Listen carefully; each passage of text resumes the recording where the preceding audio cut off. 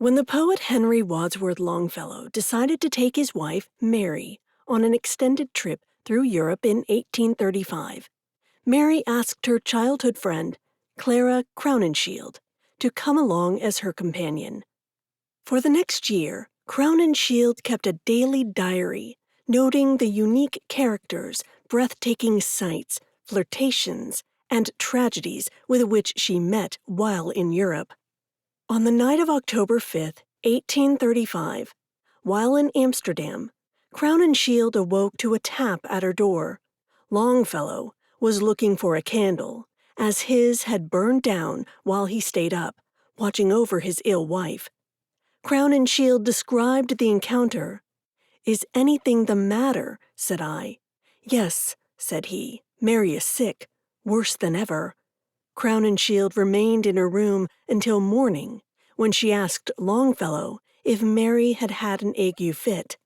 "Something worse than that," he had replied. In his own journal, Longfellow described the event as well. Was up before daylight, Mary being very ill. Sent for the doctor in a hurry, but before he arrived, it was all over. Mary rallied, and the party moved on to Rotterdam. But her health soon took a turn for the worse. On November 28th, Longfellow wrote to his father, "I am very much grieved to say that Mary is not so well today. She is extremely feeble, and the physicians tell me that her situation is dangerous. It is the effect of a miscarriage, which happened some weeks ago in spite of all our precautions.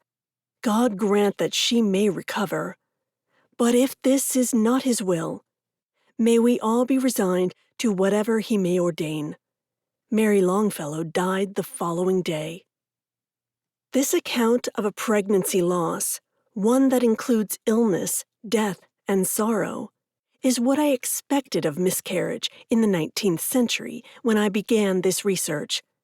As an event frequently described in modern terms as a tragedy, something requiring emotional recovery, a trauma causing grief and depression, or as something to cope with, it makes sense that miscarriage would have been even more difficult, sadder, and deadlier 2 centuries ago.